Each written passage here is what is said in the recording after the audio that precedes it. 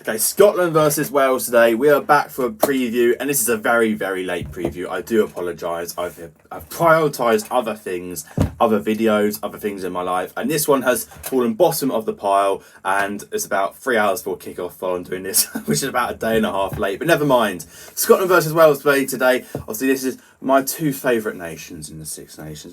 I have lots of affection for these two countries. So let's get straight into it. It's always a fun one. It's watching the little kids, the little brothers play with each other. But no, I always do enjoy Wales and Scotland's games. There's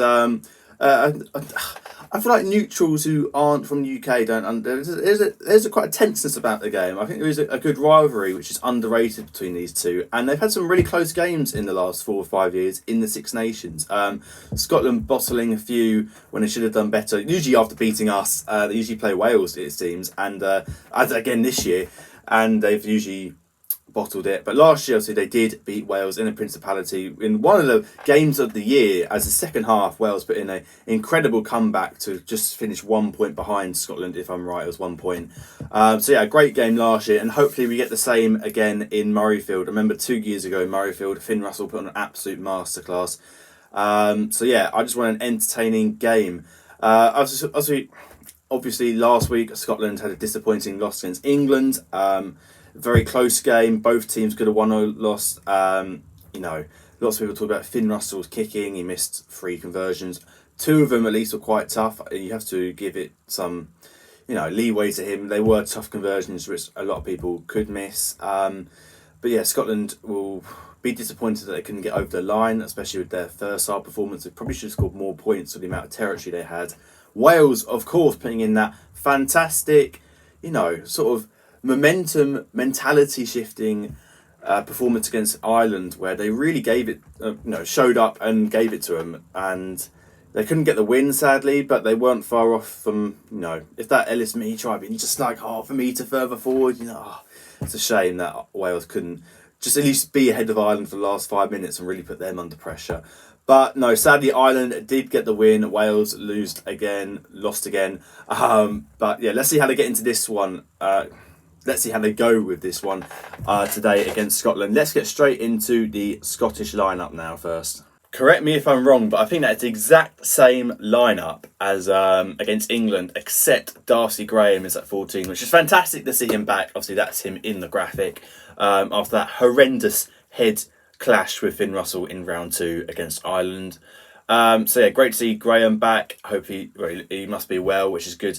I think he come in for Kyle Rowe, who played against England. Other than that, I am pretty sure that's the exact same starting 15. Jamie Ritchie had the game of his life against England. He was excellent. Kinghorn, again, as expected, world class. Finn Russell, I thought played well, except for the conversions. I'd like to see him really prove the doubters wrong against Wales. Again, people just say it's only Wales, but I would like to see Finn Russell really show what he can do on the international stage. Tom Jordan also been, I think, brilliant in the Six Nations. In every game he's played a good role for Scotland.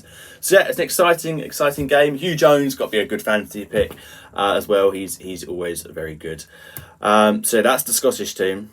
And here we have Wales, and they've handily split it up into 3 different sections, which is quite annoying for this video, but never mind. Will Griff-John and Nicky Smith continuing as the props. They were both fantastic last round, coming in. Obviously, it was Gareth Thomas and Henry Thomas, I think.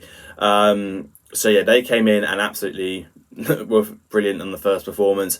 Elliot Dee continuing at 2. He was also very good last week, and it's the whole same forward pack, Rowlands, Jenkins, Morgan, Rafael, love Rafael, and Faletau. So yeah, as expected, same again. I'm glad that what's his name, Matt Sherratt, is actually playing Tommy Rafael. Warren Gatland would not start him. He is their best forward. I honestly do believe he has more. I'm going to get pelters because Jack Morgan is just world class, borderline world class. But the ability that Tommy Rafael has over the ball is so important. You need a jackal threat in that team. Jack Morgan can do it, but is not as good as Tommy Rafael. Tommy Rafael is one of the best jackalers in the world. He has to start for me. So yeah, a good forward pack for Wales. And a good back lineup as well. I mean, we're continuing with Thomas Williams, who has been one of the best players in the Premiership this season for Gloucester. I mean, in the whole Premiership, whatever team.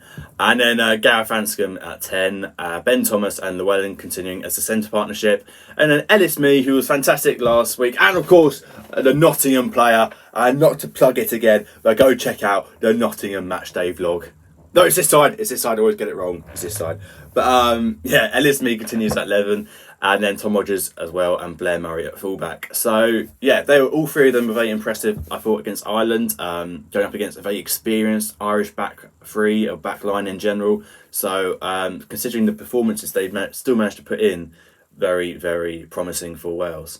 So yeah, that's the forwards, and I'll just get into the subs. I didn't really mention the Scottish subs. I get into the Welsh subs here, and it's pretty much the same as usual. I think Kieran Azarati coming in for Henry Thomas is the only sub change I can see. Otherwise, pretty much the same as last week.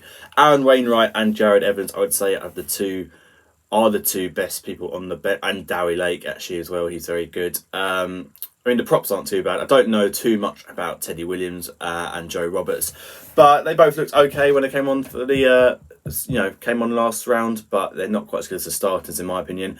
But yeah, those are the subs, and yeah, that's pretty much the lineups. And yeah, there's not really loads more to get into. I mean, how is the game going to play out? I think Wales will really push Scotland here. If they're doing that to Ireland, they just need to find that same. Oh, it sounds so basic for just a rugby analysis, but it is somewhat down to just spirit and desire, and I'm sure they would have worked more on their attacking shapes again in another 2 weeks to practice. Defence, I believe, is pretty quick to learn and pick up. It takes them way longer to learn your attack.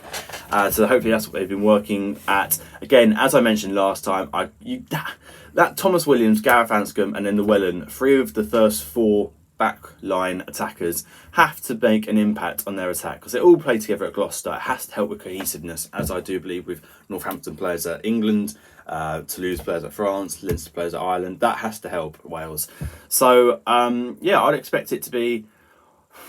I can see Wales getting at least 3 tries, and then Scotland probably getting 5-ish. Can Wales make that up in kicking penalties? Can they rely on Scotland and Finn Russell missing some more conversions? It's going to be an interesting one. I think it's going to be a close game again. I think it's going to get to about 60, 70 minutes before Scotland maybe get a devastating blow and make it like a 12, 14 point gap. But I do think Scotland will win. And yeah, I think we could see Darcy Graham get a few tries here. He always seems to play better against some of the weaker teams, I feel like. So he's an option in your fantasy if you're playing Fantasy Six Nations. Yeah, I think a Scottish win overall at Murrayfield. The fans at Murrayfield deserve to see Scotland get some success this Six Nations. They have been quite poor they were quite poor against Ireland. They saw them beat Italy. What am I talking about? Forgot about that game. So yeah, I don't know. I'm just rambling on now. Please do like the video if you've got this far and listening to this waffle. And please do subscribe. I'm just trying to grow the channel. We need to do more videos on all of rugby, lots of different stuff. After Six Nations, we'll try and get into some wider topics. Do drop some comments and saying what sort of things you'd like me to talk about if you want me to talk about them. And yeah, that's basically it really. Yeah, I'm going to go now. Thanks for getting this far if you have, and I'll see you next one. Cheers, guys.